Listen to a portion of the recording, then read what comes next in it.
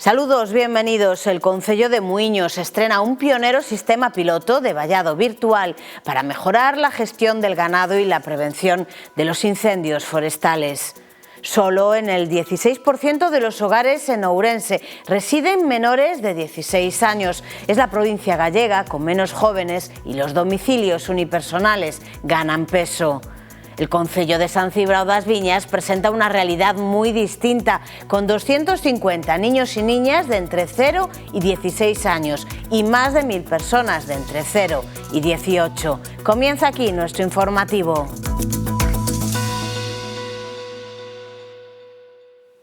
O Concello de Muiños estrea un pioneiro sistema piloto de valado virtual para mellorar a xestión do gando e a prevención dos incendios forestais.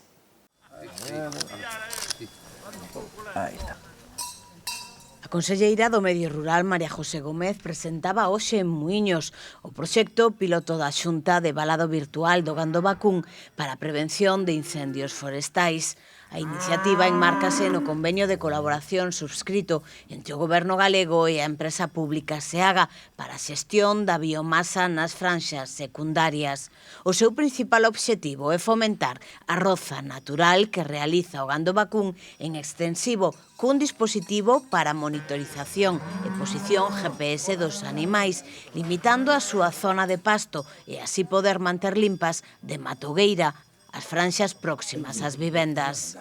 Este proxecto, o valado virtual é unha cousa que xa está aprobada, que sabemos que funciona, pero queremos dar un paso máis neses desbroces das faixas secundarias, que, insisto, son na inmensa maioría propiedades particulares, que é moi difícil ás veces de limpar por a orografía do terreno, porque son fincas pequenas, porque hai arbolado e ten que ser un desbroce manual. E deste xeito, coa ganadería en extensivo e cos gandeiros, aproveitando esas sinerxias, o alcalde nos propuxo dar ese paso máis nos desbroces desas faixas secundarias, facendo con ese valado virtual e co apoio dos gandeiros. Quero agradecer a Monse a colaboración tamén, para meter as vacas nesas zonas das faixas secundarias e mantelas limpas todo o ano, dun xeito completamente natural e ao mesmo tempo que as vacas poidan estar arredor dos núcleos rurais facendo ese traballo, non? Os colares virtuais que leva o gando están fabricados en Galicia. Este proxecto piloto que nace en Muiños está previsto que se estenda a outros lugares da comunidade. Entre as vantaxes está a posibilidade de localizar e enviar a posición GPS de cada animal en intervalos de 10 minutos, todos eles visibles desde a aplicación móvil que manexe o gandeiro ou gandeira, así como a capacidade de monitorizar as 24 horas do día o comportamento do gando e as súas rutinas, proporcionando información moi útil para anticiparse a enfermidades ou detectar, por exemplo, os celos das reses. Outra utilidade do proxecto é a de impedir de xeito automático que os animais saian dun recinto concreto, previamente delimitado polo gandeiro ou gandeira na súa app. Así mesmo, o colar conta con autonomía solar, sendo totalmente independente de cargadores eléctricos e eficiente desde o punto de vista enerxético, e tamén a autonomía de funcionamento, xa que conta cunha rede propia de cobertura. Eu creo que vai a ser un xeito naquelas zonas onde hai ganado en extensivo, unha maneira moi boa, pioneira, de manter protegidas as aldeas, que é como se mantiveron, en definitiva, sempre protegidas, de xeito natural. E queremos, impulsar desde a Consellería, como neste caso, aportando esa tecnoloxía, que tamén hai que poñer en valor, 100% galega, que nace nunha empresa innovadora, que ten o seu orixe tamén na ganadería, é unha familia que foi de orixe gandeiro, ubicada nunha zona rural da provincia de Lugo, e creo que todo suma, non? E creo que, como digo, que este proxecto que o vamos a seguir estendendo por o resto de Galicia. Solo en el 16% de los hogares en Ourense residen menores de 16 años. Es la provincia gallega con menos jóvenes y los domicilios unipersonales ganan peso.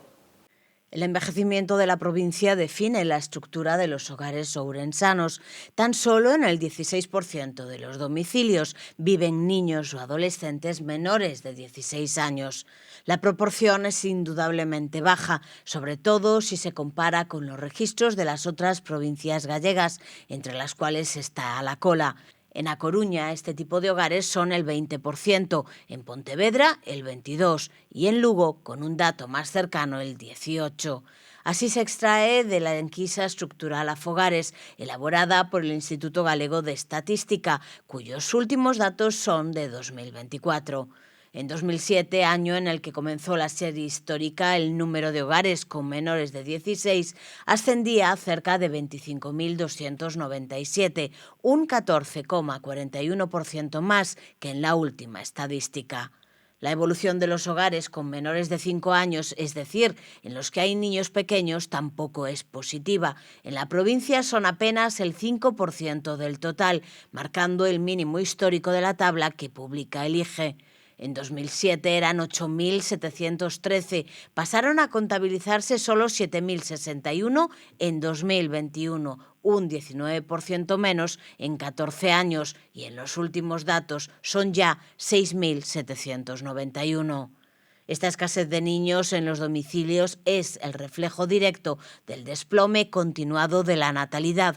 La provincia sigue ampliando su abismo demográfico y encadenando récords negativos. De hecho, los datos del INE acumulados hasta el primer semestre de 2026 confirman esta sangría poblacional, con apenas 608 nacimientos registrados en Ourense, la cifra más baja desde principios de la década. Pero se falamos de sangría demográfica, basta con botar unha ollada á programación do Concello de San Cibrao das Viñas para percibir que o perfil de idade da súa poboación non é o da media da provincia. No medio do deserto demográfico que parece atravesar a provincia de Ourense, atopamos un pequeno oasis no Concello de San Cibrao das Viñas. O municipio conta no seu padrón con 250 nenos e nenas de entre 0 e 6 anos e máis de 1.000 persoas de entre 0 e 18. Nos últimos anos, esa población se viu incrementada, con moitas familias que viñeron buscando, moitas solucións deste tipo, non? De conciliación de actividades para os nenos, que ao mellor en outros concellos ou na propia cidade é moito máis complicado, porque ao final, na cidade hai opcións, pero máis de índole privado, e no concello intentamos axudar que as familias o teñan ou con menor coste ou incluso de forma gratuita. Entón, nós, co tipo de población que temos, con máis de 1.000 habitantes entre 0 e 18 anos, temos que facer cousas para os nenos e para os mozos. Basta con botar unha ollada á programación do Concello para percibir que aquí o perfil de idade da poboación non é o da media da provincia. A conciliación aparece como unha prioridade e na axenda de asignaturas pendientes. A loita por un colexio público propio que permita aumentar a oferta de servizos para atraer familias é prioritaria. O BNG denuncia que Ourense arrinca outro curso, deixando a decenas de familias sen axuda de comedor, a pesar de gañar menos de 333 euros ao mes. Reclaman de forma reiterada ampliar as partidas municipais para as axudas de comedor e subir os limiares de renda per cápita. O BNG denuncia que decenas de familias volven quedar fora da axuda municipal para o comedor escolar, a pesar de cumprir todos os requisitos exixidos e contar con ingresos inferiores a 333 euros ao mes. Unha situación que se repite curso tras curso sen que o goberno local poña remedio. Non é a primeira vez que o Grupo Municipal Nacionalista reclama melloras nos comedores escolares públicos, exixindo ampliar as partidas orzamentarias municipais destinadas a estas axudas e elevar os limiares de renda per cápita que dan acceso a elas. Advirten de que nenos e nenas de familias con rendas mínimas non poderán facer uso do comedor escolar ou non recibir a axuda municipal e cuestionan directamente a xestión do goberno local nesta materia. Los cielos nublados dan una tregua térmica en Ourense. Las precipitaciones volverán con fuerza el lunes. Los cielos encapotados nos han permitido respirar tras varios días de un calor asfixiante. El cambio térmico ha sido radical. Las altas temperaturas bajaron ayer jueves hasta los 27 grados, en un día marcado por las lluvias intermitentes. Esto se produjo debido a un frente poco activo que entró la madrugada del jueves por la mitad norte de Galicia y se fue extendiendo a medida que avanzaba el día. Repercutió en un notable descenso de las máximas, mientras las mínimas se mantuvieron rondando los 20 grados. Sin embargo, estas bajan hoy en la provincia de forma drástica hasta los 14 grados, lo que reduce los insomnios derivados del calor y dejará noches templadas. En cuanto a las precipitaciones, el radar muestra un escenario en el que poco a poco irán desapareciendo hasta llegar al fin de semana, donde se espera que no se produzcan lluvias. Esta tregua acuática no durará mucho, ya que a partir del lunes vuelven con fuerza las precipitaciones, aunque se mantendrán las temperaturas moderadas, por debajo de los 30 grados, lejos ya de los 40 que marcaron los termómetros varios días de verano. En el año 2050, Ourense tendrá olas de calor por espacio de casi 60 días. Un informe elaborado por el Centro Nacional de Supercomputación advierte de las consecuencias para la población. Ourense se prepara para un futuro en el que el calor dejará de ser únicamente una circunstancia propia del verano para convertirse en uno de los principales desafíos climáticos de la provincia. Las proyecciones del Atlas de Vulnerabilidad al Calor, elaborado por el Centro Nacional de Supercomputación, a partir de modelos climáticos y variables urbanas y sociales, dibujan un escenario dramático en Ourense, donde sus vecinos tendrán que acostumbrarse a pasar más de un mes bajo el efecto continuo de las olas de calor, un término con el que vamos a tener que convivir y que va a condicionar no solo la forma de vida de los ourensanos, sino el propio diseño urbano y la más que necesaria adaptación de las viviendas. Uno de los datos más preocupantes para Ourense es el incremento previsto en el número de días bajo temperaturas extremas. En el periodo de referencia de 2000 y el horizonte de 2050, la provincia afrontará un aumento de 36,7 días al año en estas situaciones. Es decir, el calendario de episodios de calor extremo se ampliará de forma notable respecto al comienzo del siglo. Si en el año 2000 estos días eran 21, para el año 2050 serán 58. El informe ha sido elaborado sobre poblaciones de más de 40.000 habitantes en España y los datos reflejan una africanización del clima en el país, de la que tan solo se van a librar algunas localidades del noroeste, como por ejemplo Ferrol. El dato adquiere especial relevancia en una provincia que ya figura habitualmente entre las zonas de Galicia con temperaturas estivales más elevadas. Las olas de calor, por tanto, no solo serán frecuentes, sino que tendrán una incidencia cada vez mayor sobre la vida cotidiana, la salud, el consumo energético y las condiciones de las viviendas. Otro de los indicadores del estudio son los grados de refrigeración de casas y empresas. En este caso, las estimaciones del estudio revelan un aumento de las necesidades energéticas de un 64% para 2050 respecto a los consumos registrados en el año 2000.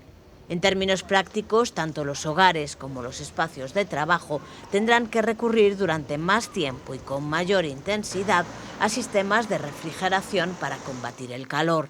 El fenómeno puede generar un doble efecto. Por un lado, aumentará la demanda de electricidad asociada al aire acondicionado y a otros sistemas de refrigeración. Por otro, aquellas familias que no dispongan de recursos suficientes para refrigerar sus viviendas quedarán más expuestas a las consecuencias de las altas temperaturas. En Galicia celebranse cada semana máis de 130 mercados tradicionais. Sobreviviron á globalización e seguen sendo o principal punto de subministración no rural máis baleirado de negocios. Para a última semana de agosto están previstas un total de 137 feiras e mercados ambulantes en Galicia. A maioría celebranse nos propios campos da feira, establecidos para ese fin, tanto en vilas como en cidades ou en pequenos núcleos rurais. nacidas como mercados temporais para facilitar as transaccións comerciais e o intercambio de mercadorías durante a Idade Media, a aparición de establecementos fixos como comercios, tendas e prazas de abastos foi afastándoas das cidades, pero no ámbito rural seguen sendo un punto de venda imprescindible, sobre todo naquelas localidades nas que apenas quedan establecementos comerciais. Cando chega o verán, convértense tamén nun atractivo turístico. As feiras tiñan un dobre obxectivo, atraer tratantes procedentes de diferentes puntos, co fin de que adquirisen a produción local e achegar á localidade as mercadorías que traían os feirantes ambulantes doutras zonas. Algunhas das festas gastronómicas actuais teñen a súa orixe nas feiras, como a da carne de Monte de Ramo. A feira tradicional os días 12 e 28 de cada mes converteu a data do 12 de outubro na festa de exaltación do seu produto estrela, a carne de tenreira. No caso da cañiza, por exemplo, con feira os días 6 e 20 de cada mes, o xamón, que era un dos seus produtos estrela, pasou a celebrar a súa festa anual o 15 de agosto desde o ano 1968. As feiras actuais ofrecen toda unha variedade de produtos, desde roupa, calzado e complementos, ata xoguetes, froitas e verduras e outros produtos de alimentación, plantas, árbores, artesanía. Algunhas feiras engádense tamén a venda de pequena maquinaria e ferramentas e mesmo a reparación destas. A maioría dos feirantes adoita acudir sempre ás mesmas feiras, teñen as súas propias rutas e móvense ao longo de todo o mes, dun lugar a outro, coa súa mercadoría, ofrecendo unha certa garantía de maneira que se algo sae defectuoso ou non cumpre coas expectativas, o substitúen e o comprador pode volver á feira seguinte para facerllo saber. Non hai feira que se prece que non teña polo menos unha pulpeira. A maioría son pulpeiras do Carballiño que estenden o seu ámbito de actuación por todas as feiras de Galicia e adaptaron a cocción do pulpo ao gusto de cada lugar. Nas feiras de Ourense está no seu punto. Para as da provincia de Lugo, onde prefiren o pulpo triscante, córtase un pouco máis duro. Pola contra, na costa son partidarios dun punto máis brando. Pero tampouco falta carne. Carne ao caldeiro na maioría das feiras do interior, churrasco e chourizos nas do litoral, e noutras unha mestura na que se combina a grella e a cocción. O doce por excelencia son, por suposto, as rosquillas de feira.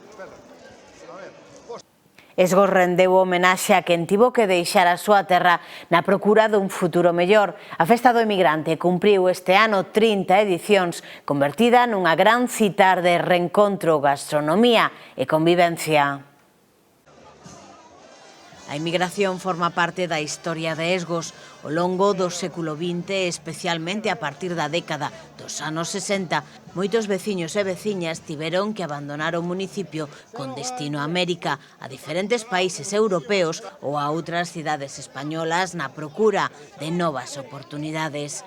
Unha realidade que deixou unha fonda pegada no concello e que desde hai 3 décadas se lembra con esta celebración, o Día do Emigrante. A Festa do Emigrante celébrase tradicionalmente no mes de agosto e ten como obxectivo render homenaxe a todas aquelas persoas das terras de Esgos que por unhas circunstancias ou outras se viron obrigadas a deixar o seu fogar e emprender unha nova vida lonxe de Galicia. A cita converteuse tamén nun gran punto de encontro para as familias. O verán é a época na que moitos emigrantes e os seus descendentes regresan á aldea de orixe para reencontrarse con familiares, amigos e veciños. Unha volta a casa que converte esta celebración nunha xornada cargada de lembranzas, conversas e reencontros. A Praza da Souteira acolleu a Festa do Emigrante acompañada pola Festa do Arroz con Leite. A celebración incluía unha cena popular, animación musical e, como broche final, unha degustación gratuita de arroz con leite.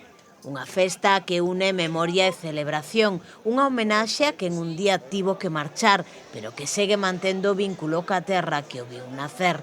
Porque para moitos deles volver a Esgos no mes de agosto é tamén unha maneira de volver a casa. Imos agora ca axenda do fin de semana. Allariz acolle este fin de semana unha nova edición da Festa da Empanada, unha celebración que comeza hoxe venres e que continúa sábado e domingo. Precisamente na xornada dominical terá lugar a tradicional festa campestre no campo de Vilanova, onde a protagonista será a empanada.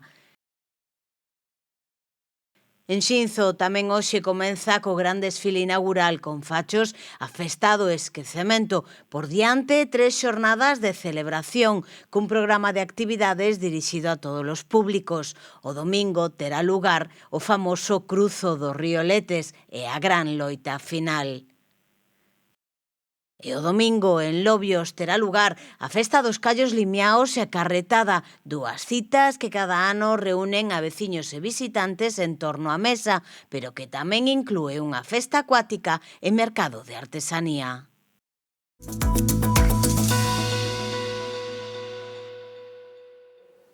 Y hasta aquí nuestro informativo diario. Nos vamos, volvemos el lunes con más noticias de Ourense. Disfruten del fin de semana.